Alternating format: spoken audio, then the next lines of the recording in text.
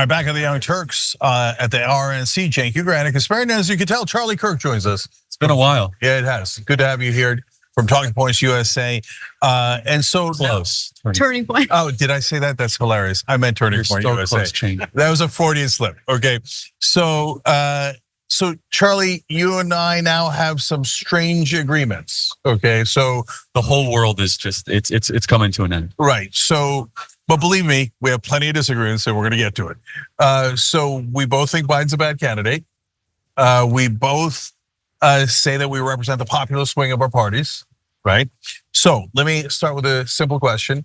Do you want Biden to stay the Democratic nominee? Boy, that's a good question. Yes. Yes. Yeah. I think that he's probably the most beatable right now. I would think so. Yeah. Especially Democrat corporate oligarch Biden. The more that he's leaned into kind of more of the progressive stuff over the last couple of weeks, I think it makes him harder to beat.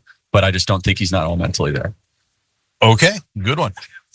So let's talk a little bit about some of the vulnerabilities on the right. You know, one thing that I've noticed you say, other members of conservative media say, is that, you know, the female vote is a lot more difficult for conservatives, right? Or for the Republican Party.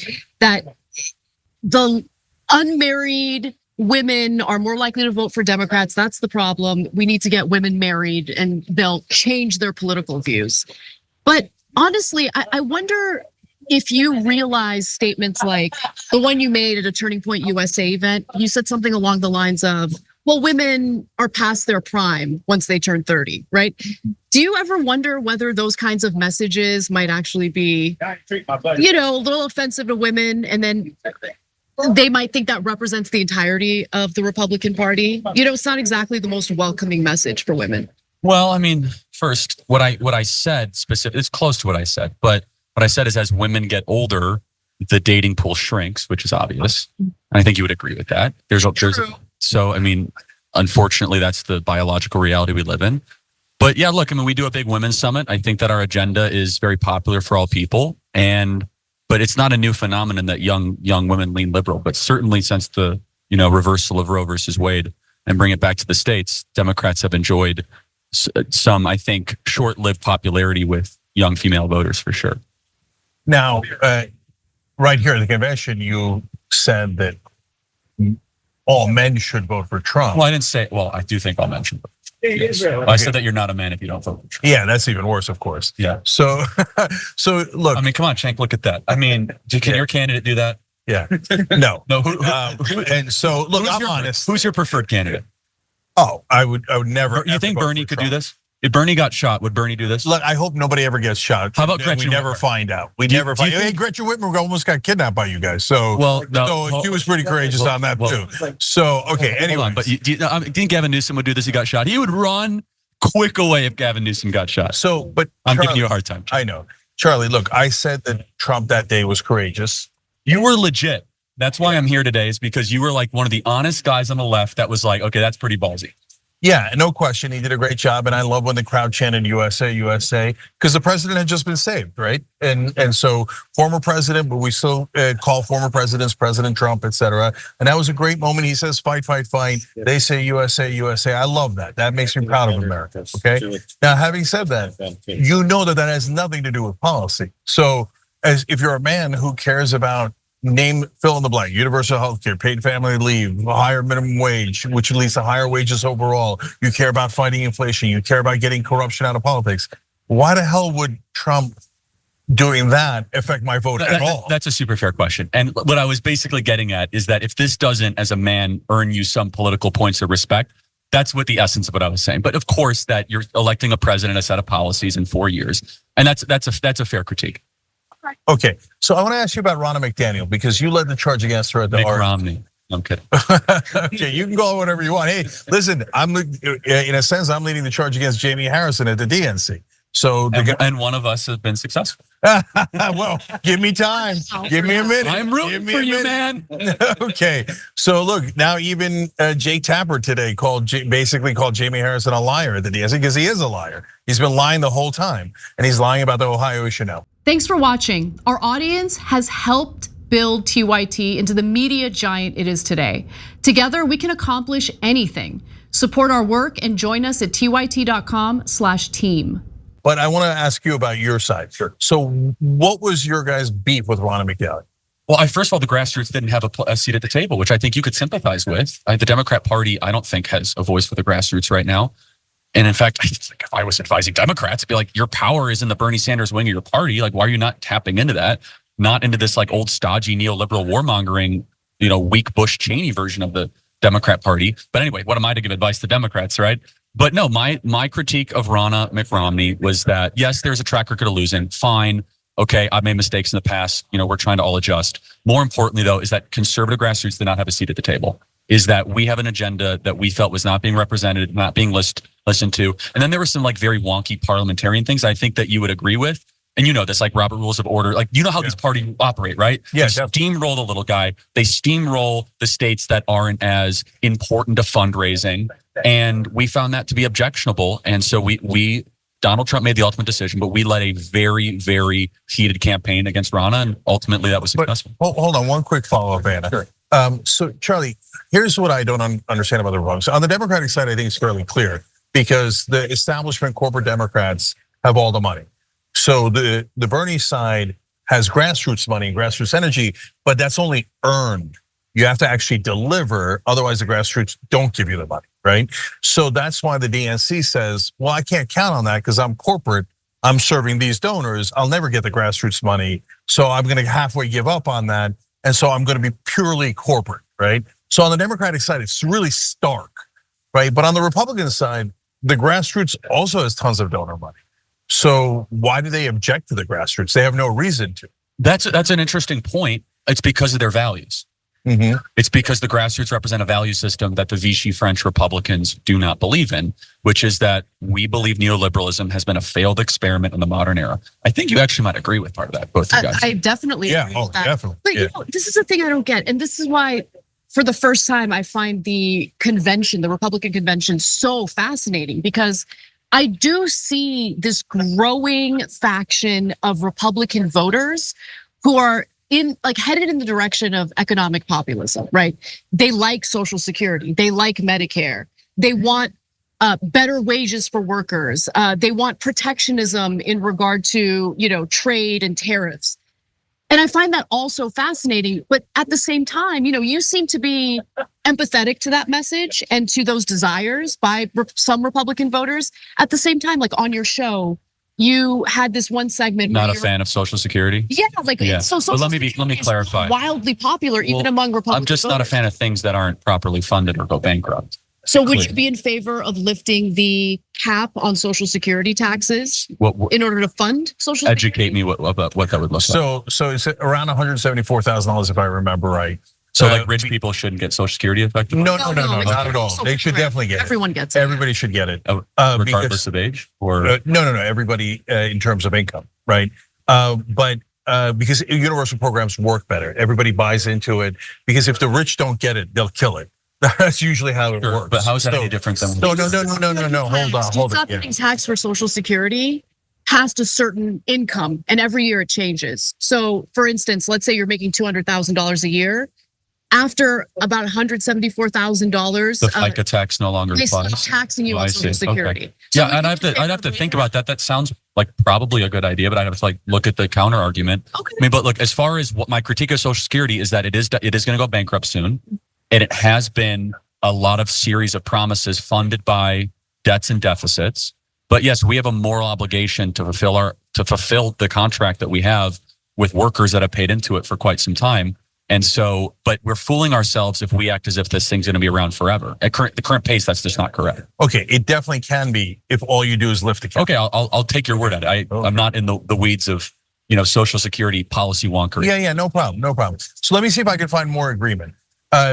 Paid family leave. 84% of Americans agree with it. 74% of Republican voters agree with it. 12 weeks off for a mom after. That's what we do at Turning Point. Yeah, we do 3 months family leave. That's exactly what we do at TYT. So we're another point of agreement. Okay, so but we can't get corporate Republicans or corporate Democrats to say yes. Well, I think either Rubio or Romney pushed this. You guys could correct me. Yeah, Romney great, did. My favorite guy. But I'd have to look at what the European model does. But if we're actually, and there's abuses, of course there are. But yes, I mean, again, I'm not like a huge fan of like more government programs all the time. Just that's my disposition. But how about this? Instead of $200 billion to Ukraine, $200 billion to say that moms can stay with their babies for 12 weeks. I mean, we would definitely. Okay, Yes. then we have Yeah, agreement. Okay, because look, I think Russia. Russia did invade Ukraine. They were provoked. Now, all right, we can get into that disagreement. See, I'm more based on war than you are. No. Look, You're okay, well, let me neoliberal now. ask you- I'm giving you a hard time. No. Let me ask you the same They were question. provoked, though. Come on. Charlie, let me ask you the same question I asked Giuliani last time. So Trump keeps saying, and you guys all agree, oh my God, if Trump was president, we wouldn't have any of these wars. You say that? Well, it's not speculative, Cenk. He was president, and we didn't have these wars. Okay. So it's not. But he says, but he says it's because they know that not to mess with me. The because is a guess. The point is you have to agree for 4 years we didn't have the wars. The because could be because of his stature, could be because of threats, it could be because of relationships or friendships. That's all a guess. I don't know and you don't know. We only know what happened for 4 years, which is no new wars first time in 40 years. So, but he keeps saying, because they know that I'm tough. Does that mean that if Russia invaded Ukraine on Trump's watch, that Trump would have attacked Russia? Well, but they didn't. I don't know the answer to that. So he is making an argument that they didn't invade because of our big military peace through strength, and I threatened to bomb the Kremlin. Maybe that's true, or maybe it's that he had the cojones to have a Helsinki summit and was attacked by his own intel agencies. And Donald Trump looked in the camera and they said, "Well, do you not trust the CIA?" He's like, "Yeah, I don't trust the CIA." Which was totally true, by the way. So I don't know. Like, we're guessing as to the why, but we do know the what. Here's the what. Under Biden, we do have more war, and war is terrible. Under Trump, we had no war. And so the why, we'll argue forever, Cenk, but you have to at least agree on the reality that there were no new wars under Trump. Some areas I actually agree.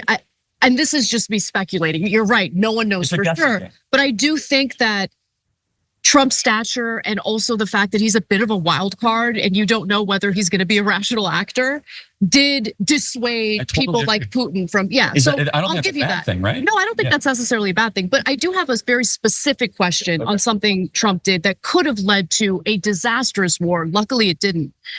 But the Iran nuclear deal, right? The Iran nuclear deal prevented Iran from developing nuclear weapons. And it had a way of ensuring, like, it wasn't just between the United States and Iran. There were other countries in the international community who signed onto that deal, and Iran allowed for members of that community to go in and check to make sure that they were not developing nuclear weapons. Trump took that, ripped it up. And then for a while, Iran still followed through with the deal, even though Trump ripped it up, they didn't need to. And then after a while, they're like, you know what? There's a lot of antagonism toward us. We're going to develop the nuclear weapons. And so they started enriching uranium again. Then you have the assassination of Qasem Soleimani, which, that was aggressive. And that could have led to an even bigger disaster. There's already been some retaliation by Iran toward our troops as a result of that. So can you at least acknowledge that there were at least some areas where Trump was belligerent in regard to international policy? Yes, and the argument that his camp would make, again, I'm not a spokesperson for Trump, okay? I'm just an admirer, a friend, and an advocate, is that because of the hawkishness in certain elements, that it created peace. And it's hard to disagree with that. I'm not a fan of trying to go to war with Iran. I don't think the Iranian regime is moral or good, but I have a consistent mantra that has been developing over the last decade, and I think a lot of Americans are with me. Foreign abstractions mean far less than pressing domestic crises. And so it's just like this war with Iran is a weird, fanatical obsession with some people in my party that are here right now, like Senator Lindsey Graham. Yep. And it's insane, and it's weird, and it's destructive to our own country. And I speak about it both publicly and privately. And you know who also is sympathetic when I'm saying? J.D. Vance. And so that's a fact. Well, so I want to ask you about that as well. But so you mentioned Ukraine. We've given $300 billion to Israel over all these years. You want to stop giving money to Israel? No, I don't. I think it's not the same thing. Happy to tell you why. And I've made the argument before. First of all, I will agree. It is deserving of explanation why the aid to Israel went from 14 billion to 26 billion just like magically overnight. That's like, again, I'm like Super Israel, like, guys, come on. Like, you just can't just make up numbers and just start. But no, I will say this, as someone who is a believer in a place for American Jewry to have a country and a state, I do believe that it is worthy of some form of aid. If it's repaid, if it's in American arms, again, I'm not a policy wonk, guys, on that stuff, but I do think that protecting a nation of Israel in a time of crisis is not the same as assisting Ukraine. Let me ask you something even more specific in regard to our aid to Israel. The United States has not had a budget surplus since 2001. That was literally the last time we had a budget surplus. Israel had a budget surplus in 2022. Okay, the pandemic didn't matter. They still that's a very good argument. Right. So I can't disagree. That American taxpayers should fund the bombs that Israel is dropping on Gaza is ridiculous to me. But so you mentioned JD Vance. You're an advocate for JD Vance. Tell me why you're excited about him. He's a friend, so I'm super biased. But I mean, he's a younger person on the ticket. I think you guys can agree if Biden remains, which you don't think he will. And I want to pick your brain about, like, actually, I'm super interested. Is that we have 81, 78, 59 is the ages of the three people in contention, and now you have a 39-year-old. So I think it's an interesting new wrinkle. And he also is not a neoliberal, and we very well could have had a neoliberal on the ticket. And he is a legit conservative that understands the America First agenda that you see here on full display. And so I'm hopeful that this new viewpoint is going to be permanent in the Republican Party. Are you worried that his stance on abortion, which is no exceptions in rape and incest, will be very damaging to the campaign? No, I don't. I think he has said that he agrees with the president. The president sent it back to the states. I think he's been really fair, and now it's a joint ticket. And so he will harmonize his views with that at the top of the ticket. Okay, and if you guys are populists, how do you feel about the giant corporate tax cuts that Trump gave the last time around, and then this time around, he's saying he's going to do even more corporate tax cuts? Well, it depends on. So part of it was really good. Part of it was a small business relief and tax cut. Some of it was for families and for workers. I think I could agree of all the legislative priorities that we as conservatives were pushing for, making sure that Google was going to have a lower effective corporate tax rate was not the best use of our legislative energy. But I do, and you know this, I'm a conservative, so I have a disposition towards more money in private sector pockets is better than public sector pockets. However, this is the evolution of populism, is that we do not like centralized power, and you must be consistent that centralized power in government or centralized power in corporations are both bad. And now we're getting somewhere. You must be consistent, and especially when you have a small subset of multi-trillion-dollar corporations that are largely unaccountable in the tech space. And you've had your own tech wars, guys, and so have we. And for example, being censored, being banned, and all that. So yeah, cutting the taxes at Goldman Sachs is like, I can't say that I'm like, it's my number one issue to oppose, but how about you guys go deliver actual results for the voters that put you in there in the first place?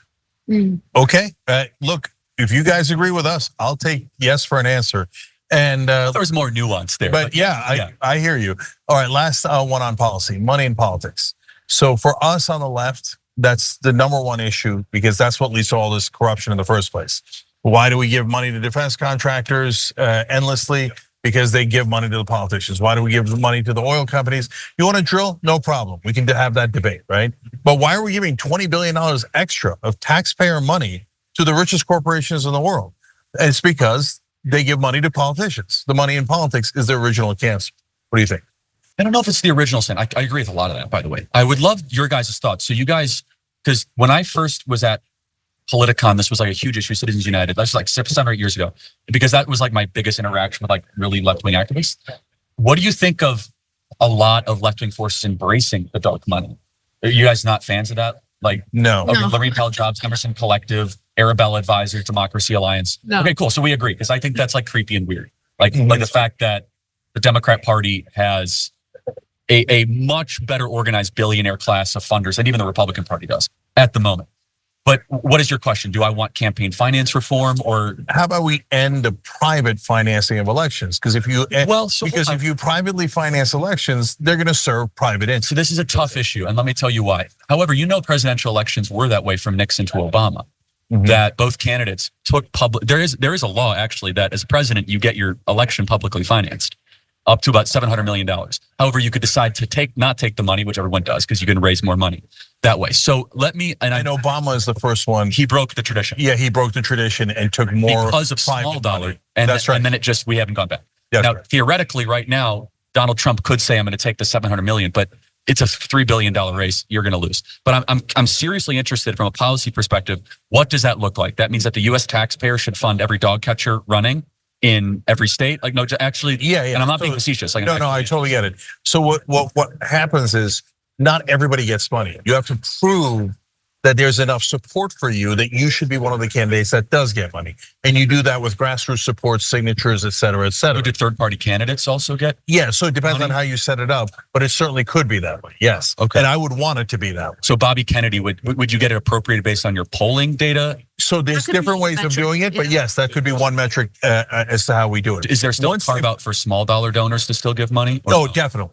So you're not against the mom and the pop and the plumber getting money. Exactly right. Okay. You know why? Because they're the average American that the politician should be serving anyway. So, but you cap it at like $100 or $200, and then you say, and we're not going to give it to you unless you qualify. And once you qualify, you're going to get the same exact money. Now let's have an intellectual debate. Let's have a real debate of ideas instead of who's got more money. Because you're right. Right now, the Democrats have more money. And so the Democrats can just go and buy any seat they want if they have more money than the Republicans. And that's not fair. So it's also not fair when the Republicans have more money. What do you think is the weakness in this policy, if there is one?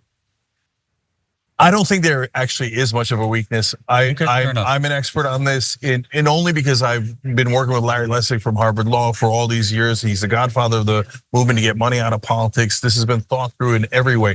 The reason it doesn't get done, Charlie, is because all of the current politicians, their base of power is the donor money. So they don't want to let it go. That's how they got elected. So in other countries, so let me take a step back. So if our idea is to become populist, right, and to listen to voters, why is it in other countries that have publicly financed elections in the last couple of years, we've seen them embrace mass migration and funding Ukraine when their voters don't want it? No, that's an interesting question, because those countries are actually swinging back and forth, and they're constantly choosing the new candidate for change, because we all live under corporate rule.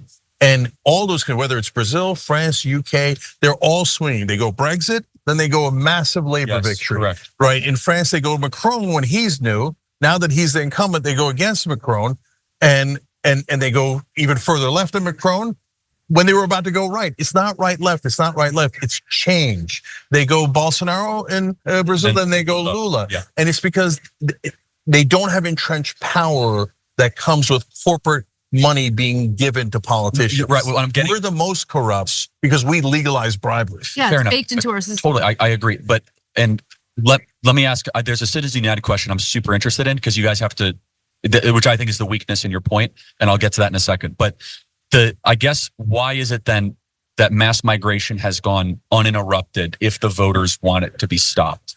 So that depends on a number of things, but Le Pen nearly won in France. Okay, fair enough. So that's the answer, is that it's actually showing signs of life that.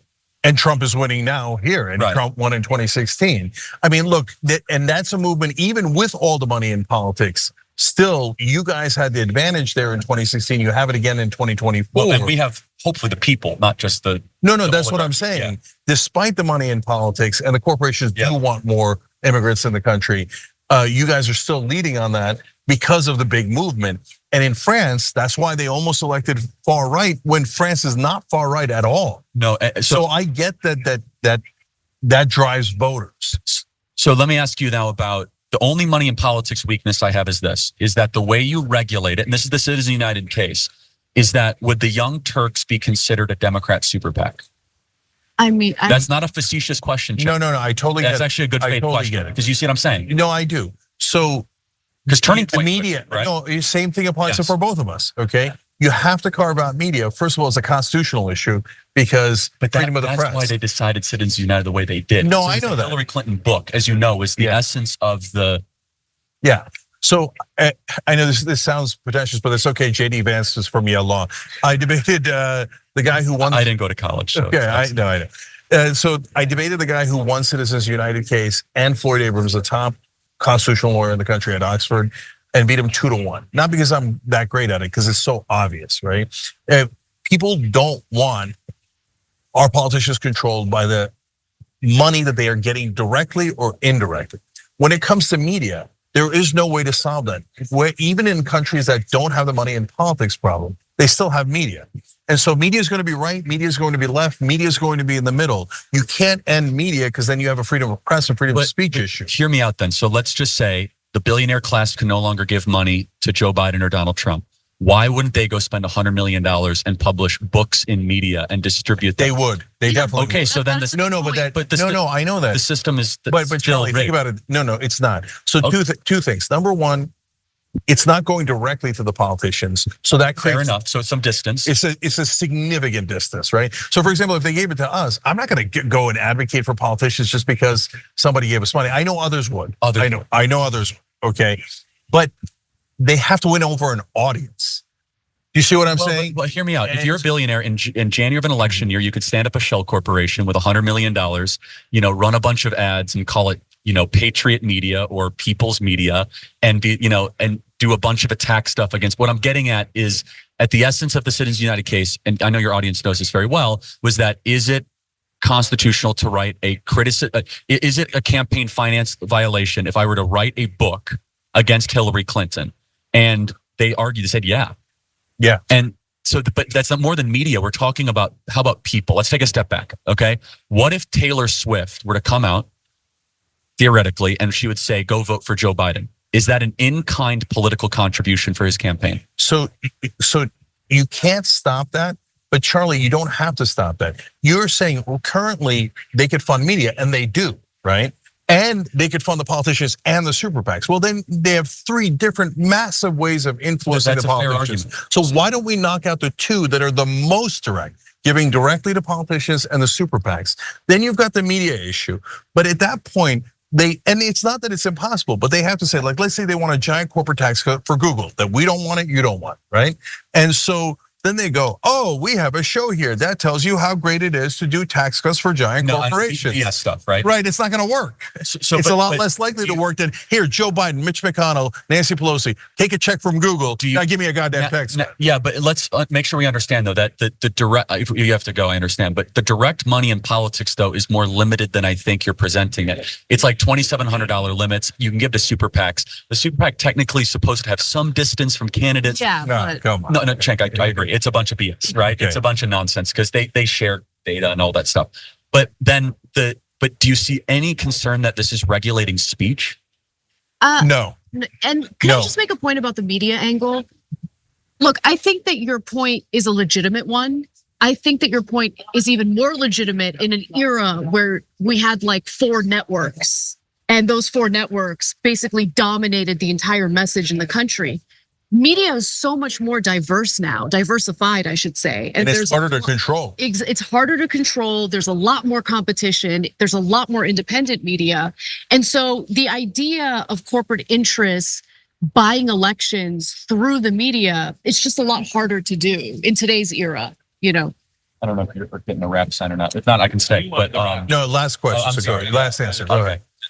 Okay. No, you have a last question for me? No, that was the one. Oh yeah. I just made a point. Yeah, no, but but look, I want to agree with you guys on something. I think it's repulsive and disgusting because I have things I want to see get done. And when for example, I want to see immigration restricted to this country. You guys don't agree, whatever. But I get blocked by the donor class. And I get by institutional corporate that want a flow of cheap labor into the country. Now, it used to be a left-wing issue, actually more than a right-wing issue, to restrict immigration, and Bernie Sanders would have that. That's changed. But so I sympathize with you. For another example, I'm trying to say, like, let's not send money to Ukraine, and I'm up against all these institutional interests. I'm just not convinced that regulating speech is a good path to go down, and that's what that decision was ultimately decided upon. Yeah, but you might be right. Well, I'll take you might be right, and I'm just saying there's a difference between you speech. might be right. Yeah, you and I can have a certain amount of speech. When somebody gives $1 billion, they get a lot more speech, right? No, for sure. But hold on, hear me out. But your platform is worth hundreds of millions of dollars.